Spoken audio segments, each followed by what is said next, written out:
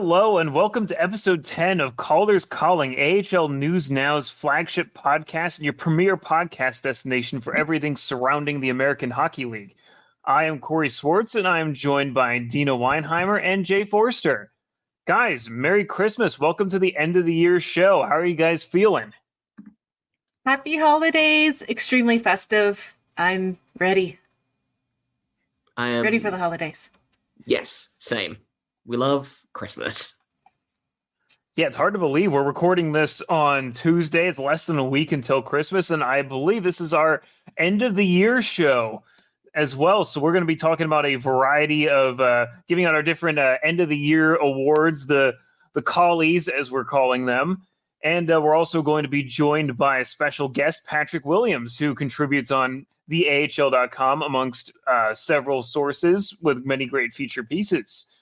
But before we kick things off, if you're not already subscribed to us on your favorite podcast platform or on YouTube, do so now. If you're currently watching on YouTube, please feel free to like, share, and subscribe so you can get every episode straight into your feed. And I'd also like to give a shout out to our sponsor, Document Doctors. While they're not on the ice, they can help you and your business optimize and increase your revenue and profits to a bigger slice. Check out DocumentDoctorsLLC.com and don't forget to mention that AHL News Now sent you to them. So we'll go right along here and start off with our quick hits. Just like a check into the board, we're going to hit you with some facts and information from the week that was AHL hockey. So Jay, I think you have something to start us off with. Let's take a quick trip up north to the Toronto Marlies. Forward Dylan Gambrell got named the Howie's Hockey Tape AHL Player of the Week.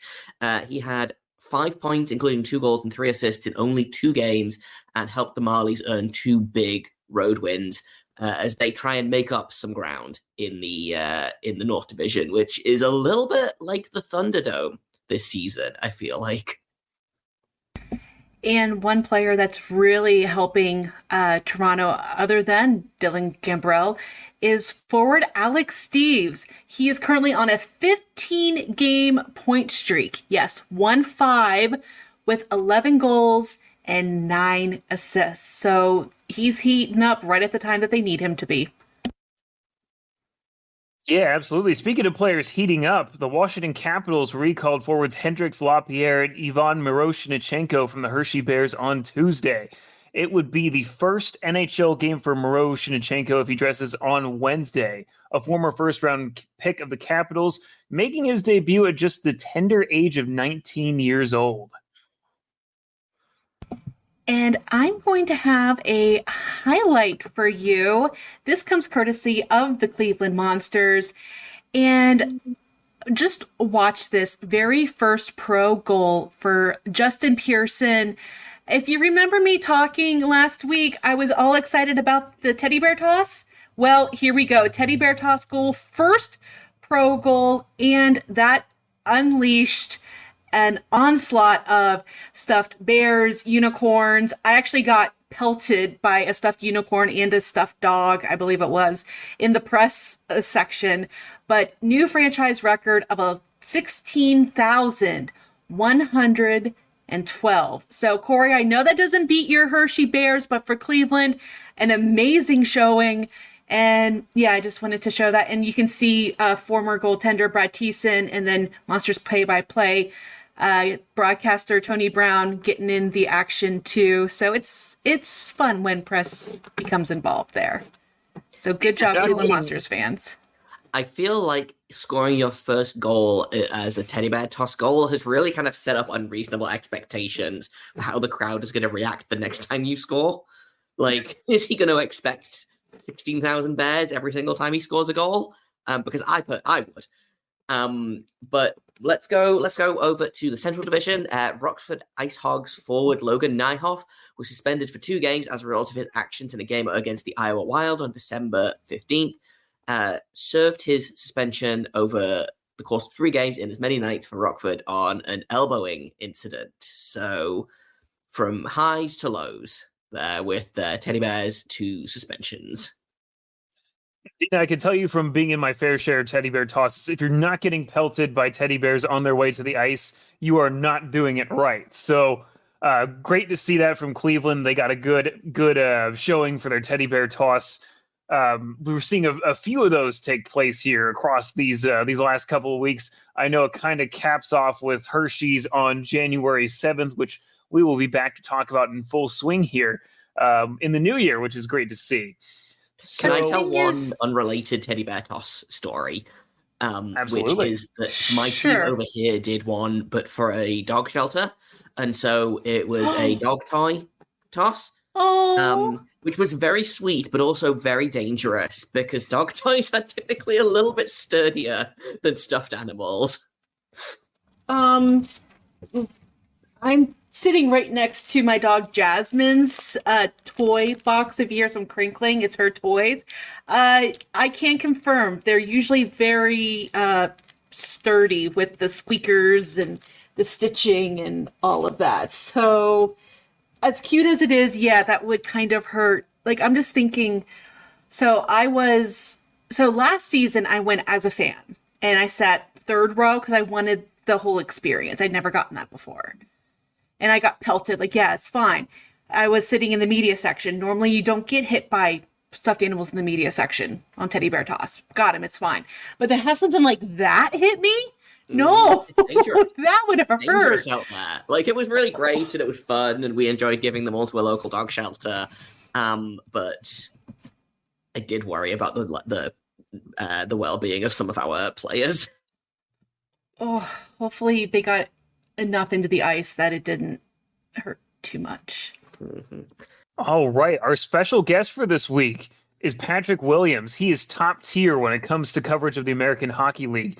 He currently covers the AHL for NHL.com, theAHL.com, Sirius XM NHL Radio, and Rocket Sports. He's an Ellery Award winner. Now he's joining us here at the Calder's Calling podcast to look back at the year that was 2023 in the league. Patrick, welcome to the show. Hey, thanks for having me. And as always, it's great to talk to you. And we're just going to go ahead and look back at 2023. You know, there have been so many stories across the AHL, from a super high energy All-Star Classic in Laval. Who can forget the 5-hour sun delay in Cleveland for the Outdoor Classic? Then that instant, speaking of classic, you know, Calder Cup finals, to the Chicago Bulls and the Carolina Hurricanes just doing away with that affiliation. But if you had to name the AHL story for 2023, what would it be? Well, I think it's probably a two-part answer. I would say the first would be the theme of the year was a return to normalcy, right? Because we all know, like, 2020 and 21 was pretty screwy. And even into 2022, like, remember we had the taxi squads returned.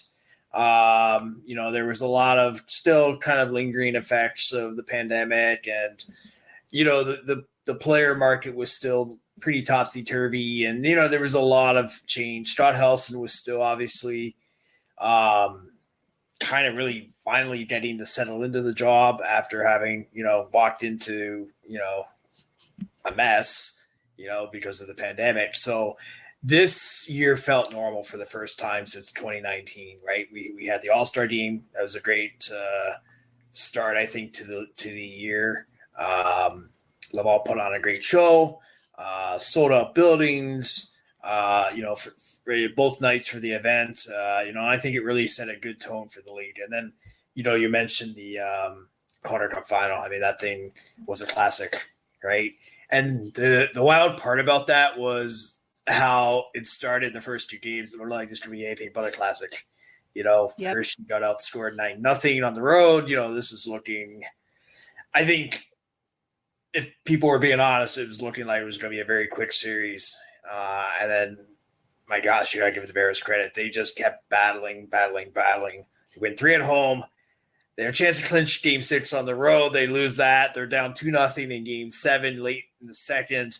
Come back tight, win it overtime. I mean, that's like a storybook, you know, ending, obviously. And then just they've really kept going ever since. Right now they're top of the league again. They had a great summer.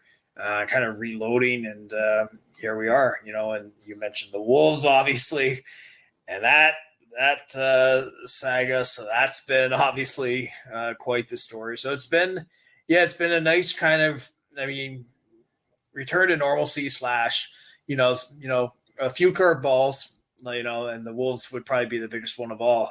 Just never thought we would see a independent team in 2023. Like, that's old school AHL from way back in the day, kind of making a return. To kind of piggyback off that, you mentioned a number of different markets just in that recap of last year and some of the stuff that stands out. I know you get to travel around. I see you in Hershey a lot of times here naturally, and do you have any markets stand out to you as truly unique and that you've enjoyed the most, possibly, whether it be the city itself, like Coachella Valley, kind of having their new team, or the team itself, in some tried and true markets like Hershey? Yeah, I mean, it's such a weird league in that sense. Like, there's so many, like, there's kind of like a market for everybody, right? If you like the old school, like rough and tumble, like old time towns, like you got like a Utica, you got like a Springfield, right? And you got kind of that mid tier that I call like the AAA markets. That's your Lehigh Valleys, your Rochesters, Providence, so on and so forth. And then you kind of had like this whole new tier that came in back in 2015 and, subsequent, like obviously the California teams. And then Coachella Valley came in last year. And I mean, for one, that was such a long road that they had. They announced it in September of 2019. Pandemic hit. Their original arena plan kind of fell through. They had to completely repivot, get a whole new arena deal built, and then they built this, gorgeous building. And, it's just such a unique market, right? Like, you're in Palm Springs, which is like this old time Hollywood, city where like all the like Frank Sinatras and all those people used to retire and have second homes and that sort of thing. But then you got a lot of like, it's a growing market, and it was their first pro team in 30 years. So they had never had their own team. They always were kind of like a market that, okay, we follow the LA teams or we follow San Diego. They finally had their own team, beautiful facility, and they just came in and just, set the league on fire, right? And, the 5 playoff rounds they go through, facing elimination, more than once, take it all the way to Game 7. At that point, it was a toss-up. But, kind of a dream year of all but winning the cup, I guess, for Coachella. It's just such a unique market. It's a beautiful place. You see like the players want to live there. It's beautiful weather. I found when I was out there for the first time, all I do is I'm just like looking around everywhere, right? Like, there's mountains everywhere. It's like your classic, when you think of California, it's kind of what you think of, right? And it's just, it's been a huge success for the league. And, it really, like, the league is on a pretty good roll in terms of bringing in some of these new markets and having a pretty good run of success there. We talked a little bit about like stories through the year that have been really like fun and you've enjoyed, but I sometimes feel like there's sometimes more fun in the stories that you haven't quite figured out a way to tell yet. Have you got anything like fun in the works? Has there been anything that happened this year that you like haven't been able to devote time to yet that you really want to? Yeah, that's like a constant kind of battle. Just, like the schedule and the games, it comes so fast, right? Like, we all know, it's 2-3 games a week, and then I'm covering the whole league. So like, it's like trying to drink, from a fire hose almost, like, where, you just, I like our typical Friday or Saturday night, right? Like, there's 12 to 14 games on any given week. And, like, you just get this like volume of information come in. So what I have been trying to do this year is really start to look at some of the like two things, like the community side of things, which I think is a very undercovered part of this league. There's a lot of opportunities, for teams to really kind of get involved. Like, we've seen, like, there's obviously the kind of the standard, like, things like hospital visits and that sort of thing. But, some teams doing some pretty unique,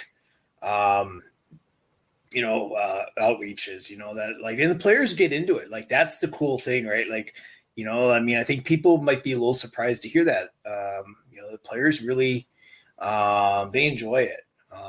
And so that's the first part. And the second part is really just more like the human interest side of things, right? Like, players come and go so fast in this league. Like, you almost feel like you blink and you miss them, and you barely get to know them as players, like on the ice, let alone kind of the personalities and that side of things. So really been trying to dig into that more. I don't have anything, too specific yet, but I think, like an example of that would be like a Dennis Bond be getting into the Hall of Fame. Like, I'd like a guy, like, people just think, okay, that was just a guy that, put up a lot of penalty minutes, but like, he went into Wilkes-Barre, a market kind of like Coachella way back in 1999 that had no history of hockey, built an arena like after a long battle, and he really helped build that market up from scratch. He was like kind of the face of the franchise for the first few years. And so, yeah, some of those stories are really cool. And then obviously I think the last part of that would be some of the old time guys, like being able to dig into that a little bit, like people that really kind of like built the league. I mean, it's kind of like now you think of it as prospects and development, but, back in the 50s, 60s, even in the 70s, there are a lot of people that, the league at one point got down to 6 teams in the mid 70s and had to kind of rebuild itself almost from scratch. And, now obviously it's a 32 team league, but there's obviously a lot in between then and now that helped get it to that point.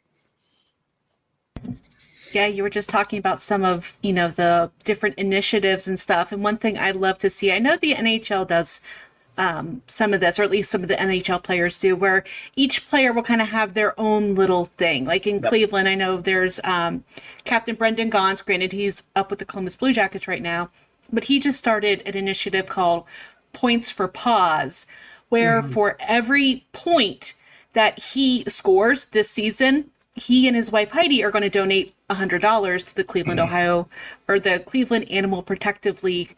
And then the Monsters are kind of backing him on that. They're going to showcase adoptable animals all season long. I just love stuff like that, where it's truly focused to an interest of the player, but giving back to the community at the same time. Yeah, like you mentioned Cleveland, I think it's a great example. They're probably right at the top of the league in terms of what they do community-wise. Like, I think back to last year, do you remember that promotion they had with the Cleveland Hospital, Cleveland University Hospital, I should say, where they worked with the kids and they hand painted the jerseys.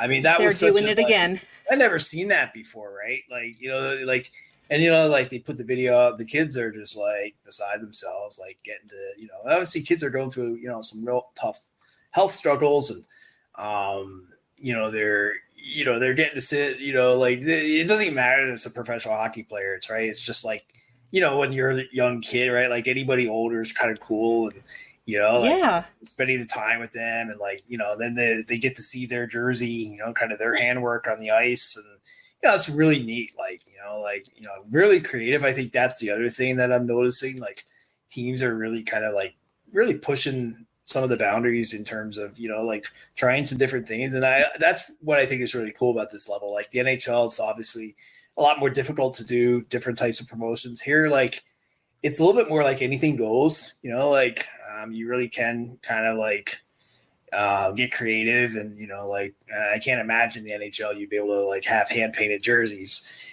but down at this level, it's kind of like, hey, if you can make it work, then go for it. Well, what was so cute is for a lot of those kids, it was just a fun arts and crafts project. Yeah, right. With a fun person, and they're doing something similar. I don't think they're doing the exact same type of promotion, but they are partnering back up for some kind of specialty theme night.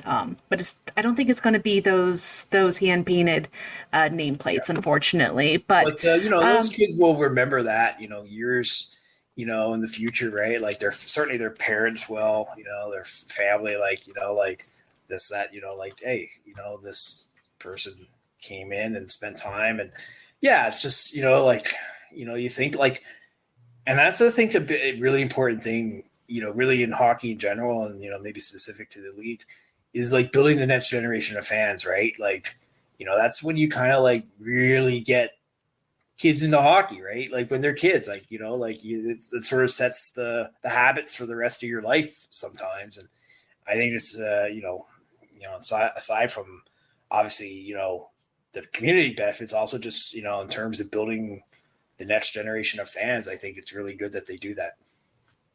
Not just fans, but players too, with a lot of those, sure. those outreach programs. Yeah. Like, I'll give you an example, like in Coachella Valley, right? Like they're doing like a ball hockey, like a street hockey type program. And, they go out to different schools and, like they bring the plastic pucks and the plastic sticks. And, for kids that like had never, played hockey at all, it's like their first, kind of that first taste of it. And like, then all the other stuff can come later in terms of learning to skate and all that. But just, getting people familiar with the sport and, learning to kind of enjoy it just like anybody else has. So looking between the end of the 2022-23 season and now the beginning of, the 2023-24 season, have there been any teams or players that have caught your attention either positively or maybe not so much? Yeah. Dustin Wolf, I think, would be right off the bat. I mean, that kid, what a story. Like 7th round pick. I think he was picked 6 spots before the last pick of the draft. Comes in like back-to-back goalie of the year. He was the MVP last year as well. First guy since 2004 to do it, in terms of, a goalie. I think back to him at the All-Star game with him and Lucas Dostal. And that kind of like, I guess that friendship they struck up, right? Like division rivals and, like 2 guys that are going to be, Dostal's already on this, in the NHL, and Wolf, I think, he's right there. Like just what a like way to burst onto the scene, and it's, this kid that really like, like he keeps being underrated and yet he keeps coming out and just like, just outshining everybody. So like, that's the cool thing, right? Like, and then like the flip side of that is I think of someone like Adam Cracknell out in Henderson, 38 years old, oldest player in the league. It's nice to see somebody, above age 30 in this league. He's off to another great start, back-to-back 20-goal seasons. He's kind of making his tour of the Pacific Division. He was in Bakersfield. He went to Tucson. Now he's in Henderson. And just kind of those guys are the backbone of the league in a lot of ways. Like they're the ones that are really, they're on the AHL deals and they really buy in. They set the tone for the prospects. They do all the community work. They really, they obviously leadership. So those are kind of those are the types of players I really like to associate with the league. Patrick, we were talking about like, some of your stories, like some of your ideas, even just going back a little bit. Like I always find it fun when I go on the AHL's website, you get to see the latest from Patrick Williams, that it's constantly getting new articles on there. Have there been any pieces you've done this year that you would say were, your favorites or, a personal one for you that, it stands out when you think about like, your body of work from this year? Yeah, well, the one that really stands out is like a very, really sad one, and that's the one with Wilkes-Barre Scranton with the intern Julia Mazer, and 20 years old. She, it was such a wild story. Like she was just a huge hockey fan, and she was looking like to make a little extra spending money, and like just kind of get her foot in the door. She's age 14, she goes there and says basically I'll do whatever kind of work you need. She gets a job on the ice crew, works her way up, really impresses everybody in the front office. Starting, an internship, that was the plan in the marketing department, like there was every intention, I think, down the road that, or an expectation that she'd be, somebody that probably like, would be an executive in this league at some point. Right. Just a 20-year-old kid. And, 5 months ago in July, she gets diagnosed with stage 4 cancer. And you're just like, you can't imagine, right? Like that kind of, like ton of bricks just falling on somebody, and remarkable strength. That was the thing that really, really struck with me. Like speaking with her, like, there was like this just determination, and then just obviously, it looked like, she was talking so optimistically, and just unfortunately, just with the nature of the disease, and she kind of took a bad turn, and she passed away last month. But that was a really intense story to write. Like, you obviously, any story you write, you put your best into, but like that's one that like you feel that much more like I gotta get this story just right. And so that was pretty. It was a pretty intense situation, obviously, and but I think in general the Hockey Fights Cancer thing we're really proud of. All the work obviously around the league, we see like the different theme nights and stuff, and then like it was cool to be able to kind of bring that onto the website. This past March too, we did the kind of the women in hockey series around the AHL. Like we hit like all kinds of different roles, like whether it's PR, officiating, front office, kind of a little bit of everything, trainers, broadcasters, really kind of like tried to spotlight like, hey, because I remember when I started, I mean, you didn't see women really, in any types of roles around the league, and now you're seeing them like running teams and, like on the ice, like, so it's like the message of kind of like, hey, like, if you're a young fan looking to break into the game, like, hey, there are a lot of different avenues to go, and like different approaches, depending on whatever your skill set and your interests are, to really like, not just be a hockey fan, but like make a career out of it. And so that was really cool. I think everyone really bought into it. Like, I always say, like, stories aren't as good as the people that you're writing about. Like, if they're not really into it, it's not going to be a great story. But like they were all really fired up to do it, and I think that really reflected in what we were able to put out. Let's kind of just finish up with kind of more of a silly question, I guess. Okay. Who's your way too early pick to win the Calder Cup this season? Well, see, like I always say, like this league will really make you look silly, right? Because like you think you have a good beat on things, and then like NHL trade deadline just like either decimates completely turns the team upside down, or like last year you see like a Hartford that was like barely staying in the race, and then like bunch of moves at the deadline, and they came in and like really did some damage down the stretch. Right now I would go with Hershey. Like that's a team this league is so tough, right? Usually it takes like half a season to kind of get your team in place, just personnel wise, system wise. You have Todd Nelson though, like by about I'd say mid-November they looked like a team that like they had things pretty locked down. Obviously there's tons of talent there, but it's beyond that. It's like the Todd Nelson factor, like that guy just wins everywhere, and he gets the buy-in from his team right away. How he's not in the NHL is beyond me, to be quite honest. But hey, I guess Hershey will, will certainly take the benefit of that. And so they're a team that's really impressed me. Like, really, like, what I like to see with them was like they never settle. Right, like they won the cup last year. They could have kind of like coasted on that with the fan base for a year or two, like. But no, they went out, they reloaded. They brought in guys like Chase Prisky. Like really, filled in some of the gaps in their lineup. So they're a team that's really impressed me. I think at this point, again with the caveat, it's way too early. That only they, I think, like can really beat themselves. Like sometimes they stumble, but like you'd have a guy like Nelson. He just always seems to like, all right, get back on the horse and keep going. And like, that's why you don't see Hershey tend to go on these like, long slides that maybe some other teams do. They're just going to double down with that sweeter by the dozen type thing. They got to get the baker's dozen to make it all fit right. There you go. Yeah, there you go. That's some good marketing know-how there.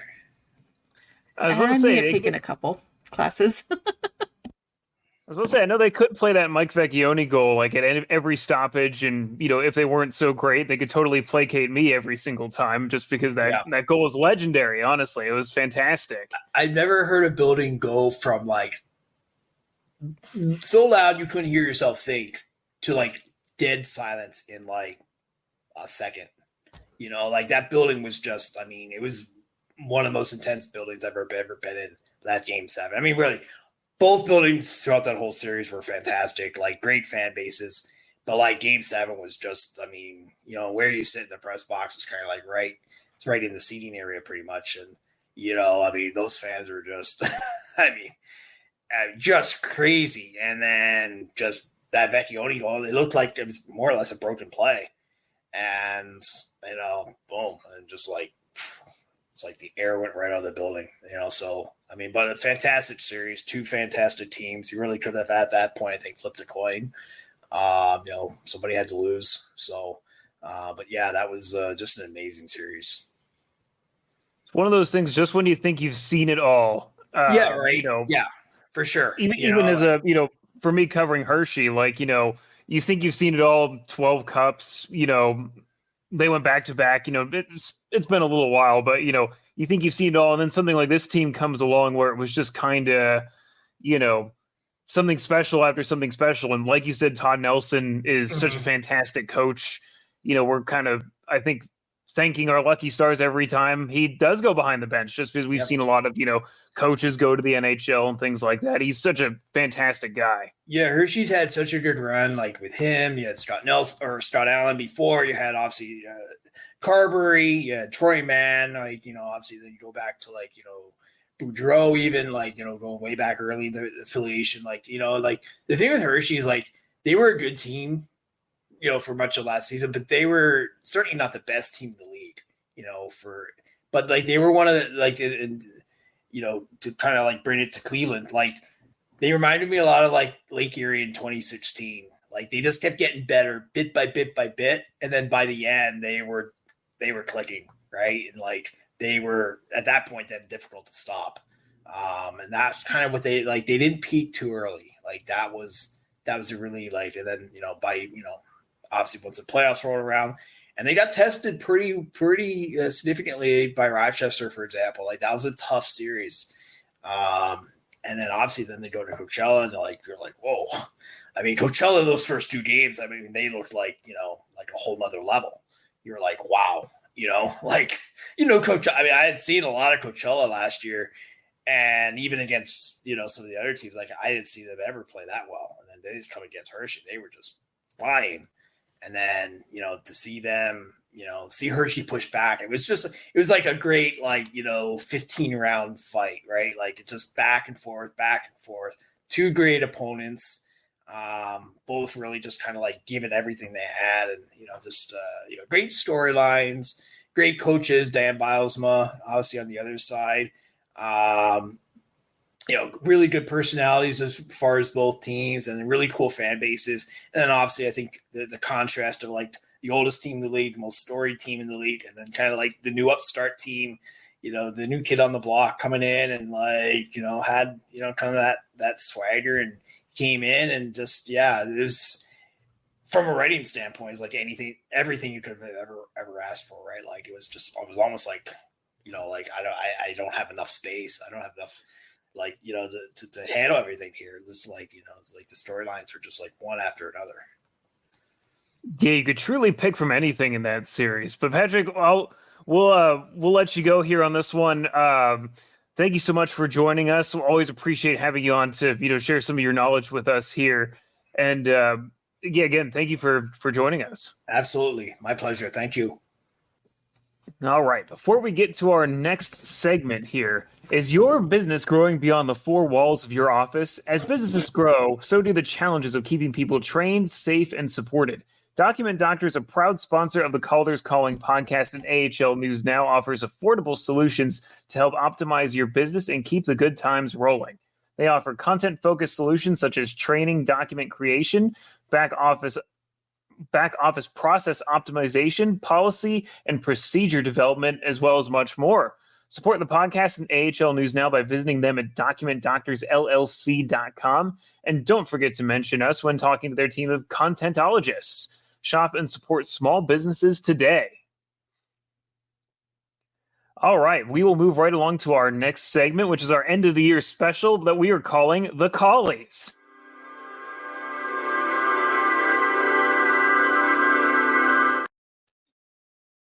So we're going to kind of each take our respective divisions here and kind of give them a superlative to kind of encapsulate their year as best as we can while talking about as much as we can. And I guess I'll get us kicked off here with talking about the Atlantic Division. I came up with one for each team. It was not easy, but I had a couple of good ones. I'm just going to get it out of the way here. We talked about you heard at the end of us talking to Patrick Williams here, the Hershey Bears. They are the hottest team of the year award. It's no contest. I had no other metrics to really give any other team because Hershey kind of took them all, talking about this season in general. Not to mention that, just in general, the year 2023, they are the Calder Cup champions. That never is a sentence that will get old for me to say. They are, leading the league in so many different metrics, top of the league. Obviously, games played is a little bit of a factor in on that one there, too. So, I don't think there's anything else to call them other than just hot. They, by all metrics, biased. Only slightly, of course. Corey would never. How dare I you? would never. Obviously, as I wear a, sweatshirt that gives it away. So, yeah, naturally, I had no trouble giving that award out. For Bridgeport, however, I had a hard time coming up with one here that's, a genuine, compliment to them. So I'm calling them a teddy bear tear. So I'm going to, rewind the clock back to January of 2023, an early one, when they shut out the Bears on teddy bear toss night. Teddy bear terror by, denying a teddy bear toss. There hasn't been too much to talk about for Bridgeport, unfortunately. So, we're kind of giving them, this is the best thing I could think of to come up with. And that's it. So for Wilkes-Barre Scranton, moving right along here, I'm giving them the most frequent flyer award. Now, I know if you're a Penguins fan out there, me saying the word flyer is not a good thing for you right now. Pittsburgh Penguins just lost to the Philadelphia Flyers a couple of times. Another W for Corey here on this segment of the show here. But I was talking about this in relation to their call-ups. Guys, I've seen a lot of teams go through call-ups. We were talking about this a couple of weeks ago on the show. Wilkes-Barre is probably one of the hardest hit, if not the hardest hit teams in terms of recalls this season in the American Hockey League. The Penguins have just had this constant back and forth, well-trod road from Wilkes-Barre Scranton to Pittsburgh across the state of Pennsylvania, more or less.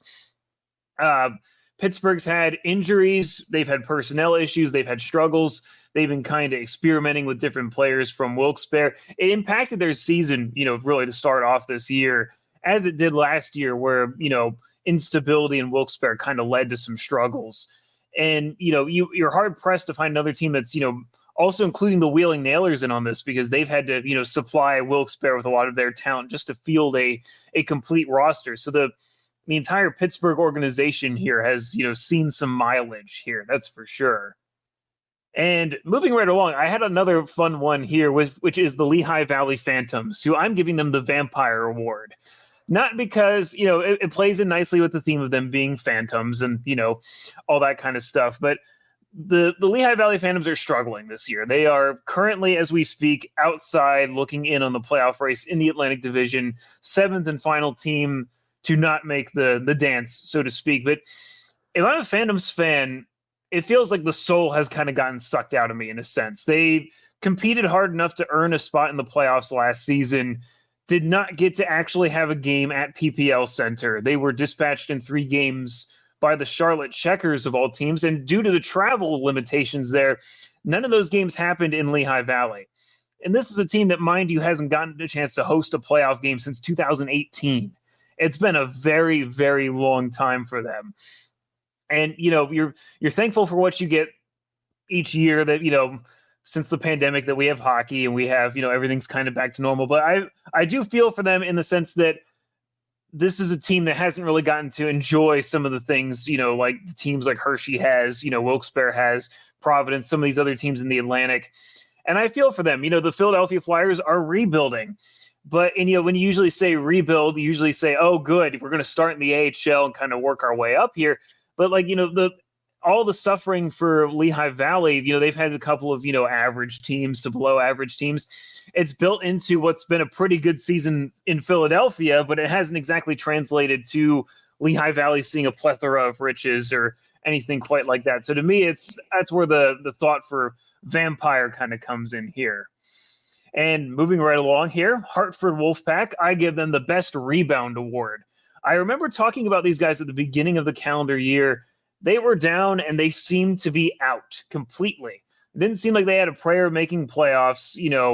It seemed like maybe their best days were behind them, especially with some of the players they lost in the offseason over the summer. But they came back. They really surged back into a playoff spot and surprised a lot of people. They unfortunately got swept out of the postseason by the Hershey Bears, kind of en route for that. And they lost some key players, but they've continued to just rebuild and just keep going right at it. This season, they are second place in the Atlantic, second place in the AHL as a whole going into this show. And moving along, the Springfield Thunderbirds here, I call them the biggest news-only award. We talked a few weeks ago about how Springfield has had no movement, none, not a zilch. Springfield hasn't had a single thing happen to them from the St. Louis Blues until recently when Drew Bannister got promoted to the St. Louis Blues to take over their head coaching duties. So only the biggest news comes out of Springfield in that respect. They also got Jacob Vrana back from the Blues in exchange, in a couple of moves there. So it's only big news that really seems to come out of Springfield in 2023. For Charlotte, I'm giving them the most unusual schedule award. Now, Charlotte's kind of an anomaly in the Atlantic Division. They tend to be, hot between, multiple games on the road, multiple games at home, just due to the distance factor, right? But this season, they were kind of a hard team to judge at first because they were playing Western Conference teams, and not just Western Conference teams, but, teams like San Diego, San Jose. They were playing some unusual opponents, for the Atlantic Division. I don't think that's ever been a thing before. But, they must have been inspired by the Calder Cup finals to, make that a reality this season. And for Providence, I have a fun one for you guys. I call it the Ian Mitchell Award. I feel for this guy, man. I would direct you guys to go to the transaction page on the AHL's website and click under the Providence Bruins. I kid you not, as I'm pulling it up myself here, they have 3 pages of transactions. I swear that Ian Mitchell could take up 1 page all by himself. This guy has been yo-yoed from Boston to Providence and back again. I'm looking at the stat list right now. I mean, this is within a couple of days here to start December off here. Ian Mitchell is up and down and returned, recalled. So I think he deserves his own award in and of himself just for this. And it's not just December. If you click on each one of those pages, he has an up and down section in there somewhere. You'll it starts to become a pattern after a while here. Like every month there's been an up and down section for a few days for him from Boston to Providence and back again. So I feel like he deserves his own award for his body of work this season and, logging those frequent flyer, I guess, driver miles in this case for the Providence Bruins. All right, and that is your callies for the Atlantic Division. Now we're going to move up to the North Division, which is the home of my beat teams, Cleveland Monsters. So it's definitely the group of teams that I know best. And, I didn't really have a set... any set way that I went about my callies, but it's just, just whatever I could find interesting about each team. So I'm going to go in alphabetical order here. Just figured it was the easiest way to do it. We're going to start with the Belleville Senators. So for the Sens, they are getting the Consistent Kids Award. So they finished at 500 last season, and they are 500 to start this one. So if nothing else, they're extremely consistent. Now, for the Cleveland Monsters, they had a massive rebrand this year over the summer. Showing it now if you're watching on YouTube. I'm sure you've seen these by now. They are getting they're looking hot, but they really need Shades Award. Just a little homage to that 5-hour-long sun delay back at the Outdoor Classic, which I will never get tired of talking of, even though I was extremely tired that day. So for Laval, I'm giving them, there is no I in team or in the words Laval or Rocket, because, well, it just seems like they're the type of team that seems to try to rely on, one or two really good players, Joshua Waugh, anybody, to really pull them through. And you can't do it with just one player. They can't just do it with just Joshua Waugh or Logan Mailloux or, Sean Farrell, Xavier Simoneau. They need everybody to contribute. And yeah, so they get the No I in Team Award. For the Rochester Americans, they get the Win Together, Lose Together Award. So despite being in the top 4 in the East for scoring in the 2022-23 season and in the top 8 this season, here's an interesting stat for you. No individual skater has cracked the top 20 in scoring for either season. So there's definitely scoring by committee. There's no one goaltender that's like really standing out in terms of when you look at the overall league there. So they're all in this together. For Syracuse, I actually reached out to my good friend and host of the Syracuse Speaks podcast, Alexandra Ackerman, to get her help with this one, because there are so many different ways that I could go with Syracuse. And so I said, Alex, I'm doing this podcast. I need help. I'm stumped. What award would you give them? So here's what I have from Alex. She is awarding, and I'm co-awarding the Maybe It Was the Coach Award. So she says that for the last few years, Syracuse just hasn't been the same. The regular season was up and down with no real identity or gelling, and the team always fell short of expectations in the playoffs. So everyone's just been running around going, well, what's going on? Without really wanting to say it too loudly. Maybe it actually is the coach, because it was Ben Gruel. That's who they're talking about with the coach, the guy who developed Stanley Cup champions and led the team back to the final round in the first year. But now you look at the roster this year, no real standout firepower.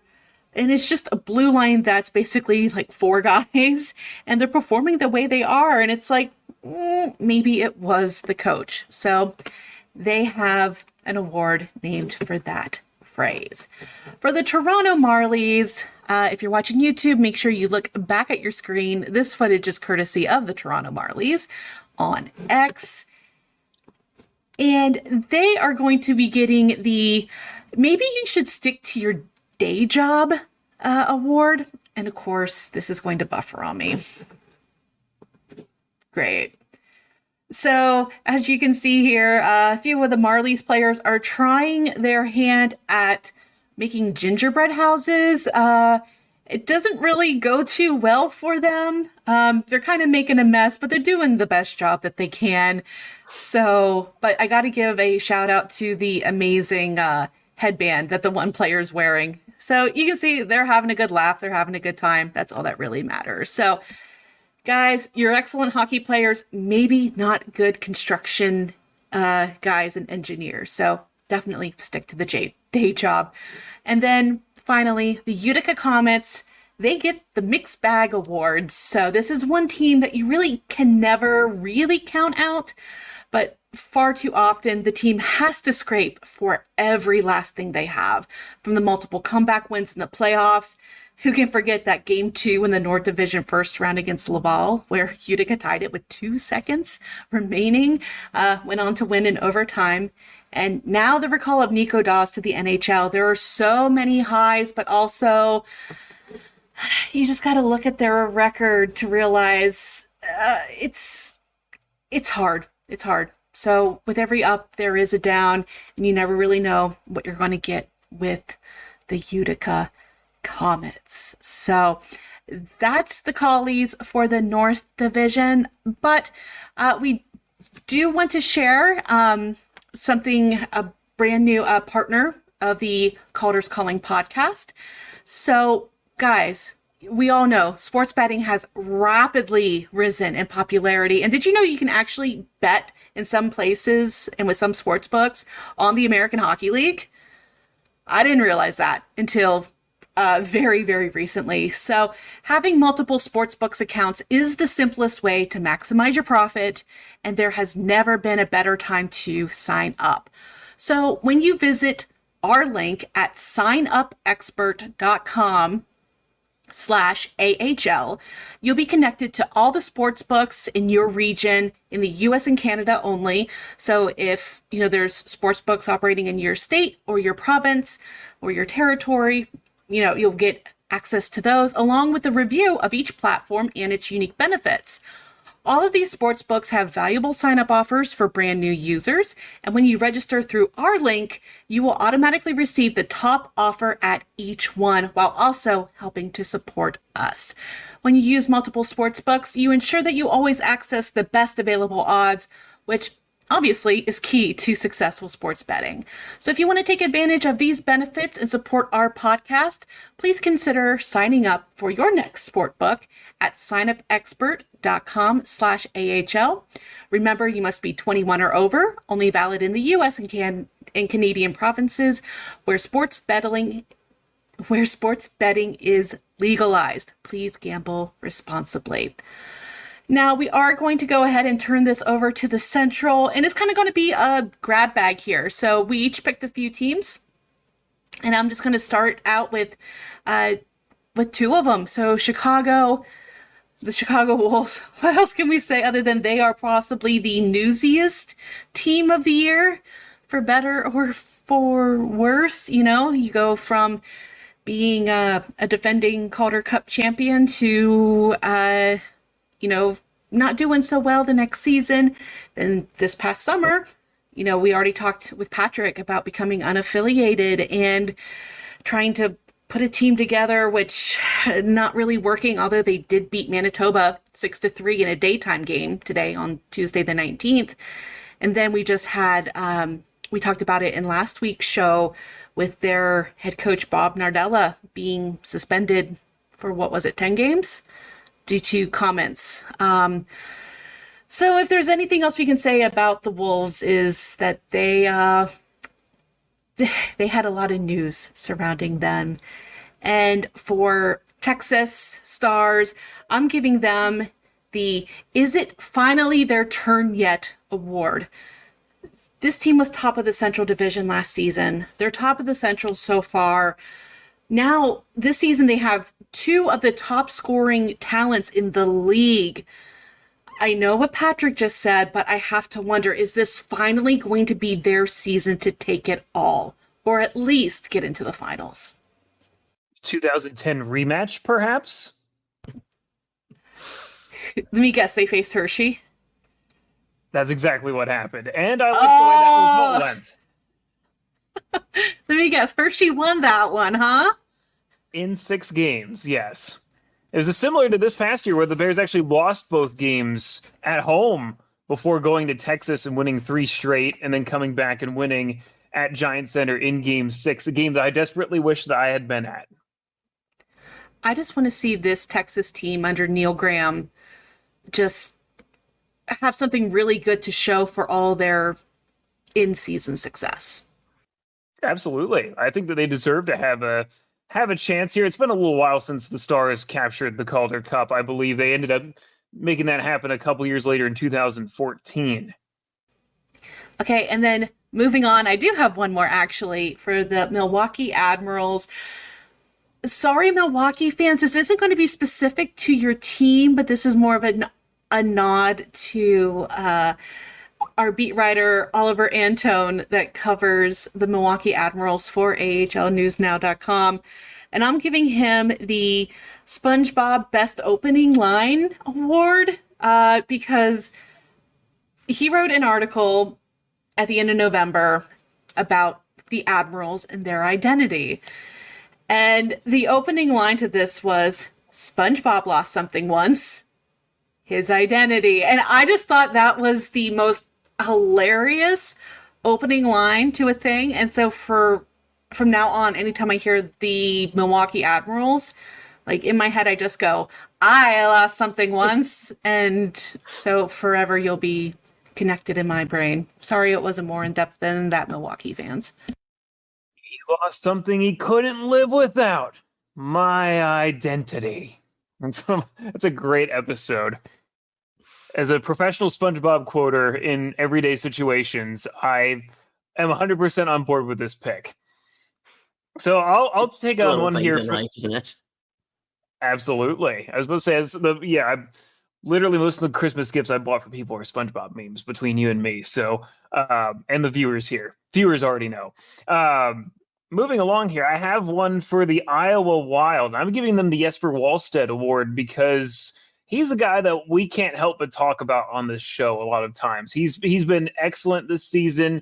Jay is the big goalie guy here, so we find ways to talk about him. He's been fantastic this season, and I think just kind of like Ian Mitchell, he deserves his own award to encapsulate the Iowa Wild this season. Yeah, it's actually in my contract that we have to talk about Jesper Wallstedt like once per episode. Otherwise, I quit. Okay, I'll check it off for this week. Okay, yep, we're good. We did it. Good job, team. I'm going to give Manitoba an award, which is kind of an award that they share with their parent team, the Winnipeg Jets, which is I'm not convinced that Manitoba is a real place. And I do think that the Manitoba Moose might be the most made-up team in the AHL. I think they might be a psyop, especially when you consider that they just lost 6-3 to the Chicago Wolves, and I feel like allowing the Chicago Wolves to score 6 goals on you means that you probably should be relegated to the ECHL. Sorry, Manitoba. So, Corey, you were telling us a story off air that you have to share with our listeners about Manitoba. Oh, yes, about the 2009 Calder Cup Finals. So back when the Bears and the Manitoba Moose met up for the Calder Cup Finals in 2009, there's this great story. I wish I could find a picture of it, and I've struggled to find one here for a little bit. But there was this moment where the camera panned to the fans, and there were 5 fans seated in a row that had letter signs that when they all held them up would spell out the word moose. And somehow I felt terrible laughing, but the person who was holding the letter M messed up and was holding it upside down, so it spelled the word woos instead of moose. And that was one, I was right when I was really, I was totally into hockey by that point. It was something that, with the Bears winning the Calder Cup, in addition to that, it's just something you just don't forget. So shout out to the Manitoba Woos. That lives in infamy for me. I'm going to think about that for the rest of my life, is the thing. Like I said, I wish I could find a picture of it. I mean, it was one of those things where, we're watching, I believe it was on either a local broadcast when they were playing Game 5 in Manitoba. Oh, I believe it was Game 6, actually, when the Bears ended up winning. And that was the sign. That was what they had. And I said, oh, the Bears by a mile now, honestly. Like, it was one of those things you just can't make up. I was trying to find the picture of the Grand Rapids Griffins scoreboard when Manitoba came to town and they changed it from moose to meese. And I can't even find that. So I think we're probably out of luck on finding a woos picture as much as I want to see this. Specific Mandela effect, I think, is what it is. Right. Oddly specific. And then finally, speaking of Grand Rapids, I'm giving them the Prime Burger Flippers Award strictly just because of the amount of times that good old Johnny Burgers, Jonathan Berggren, has been moved up and down this season. It's mind-blowing. But yeah, they're tossing those burgers pretty well over there. Are we moving to the Pacific Division now? Is it finally time to West Coast this up? I believe so. Finally. Have at it. Time. It's your time to shine. My time. This East Coast propaganda will not stand. I will not let it. Let's start off with the Ontario Reign, a team that I am still very fond of from the time I covered them a couple of seasons ago. And we're going to give them the Short Kings Award because A, I love a pun, and B, I checked fully a third of their roster is under 6 foot. And they also have King of the Short Kings as their captain, TJ Tynan, who we love TJ Tynan on this podcast and at AHL News Now. And I felt we should honor all of the little guys that play for the Ontario Reign because I love when a hockey player is just a little guy. It brings me a lot of joy in my heart. And I have to find the joy in things like that because I'm giving my own guys, the San Jose Barracuda, the award for most disappointing because I feel like the season had so much hope and then it started and everything fell apart. They have been inconsistent. They have been unlucky. They have been plagued by injuries and constant call-ups and send-downs, and they haven't really managed to get it going.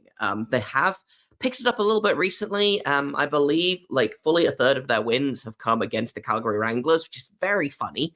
They just swept them in a weekend series, but right now I'm giving them the most disappointing award. And in a similar note, let's talk about the San Diego Gulls. Who are the saddest team in the Pacific and maybe in the AHL. They just snapped, I believe, a 13-game losing streak, which is ungood, let's say. And I feel bad for Ducks fans and Gulls fans because I believe last season was the first time in quite a while where the NHL team and the AHL team at 32nd place in the league was the same franchise. So that sucks for them. On more positive news, let's talk about the Coachella Valley Firebirds, who I have given best runner-up to. Obviously, the Calder Cup, they were a goal away from winning it. They had the Bears right where they wanted them, and then unfortunately, I think experience triumphed over youth in this case. But still, getting to the Calder Cup finals in your first season is pretty dang impressive. So I'm giving them the best runner-up award. The Bakersfield Condors, I am giving. I've just written in the document here, most cursed, and I want to kind of tell you what I mean by this. I feel like there are a lot of cursed players that play for Bakersfield. Obviously, Sam Gagner was there for a little while, maybe one of the most cursed players in the NHL. And also Jack Campbell was sent down, where he then proceeded to not play very well, despite the fact that he is on a very expensive, very long contract for the Edmonton Oilers. So I'm handing most cursed to the Bakersfield Condors. The Calgary Wranglers get most in need of a Wolf because Dustin Wolf is their MVP. And they suffer when he's not in the lineup. And obviously a team is more than one person. And, we've kind of talked a little bit about, the Ian Mitchell Award and the Jesper Falstedt Award. But the Wranglers, I think, get the anti-Dustin Wolf Award, which is basically, it looks exactly the same as the Jesper Falstedt Award, but it's in, like, the opposite colors.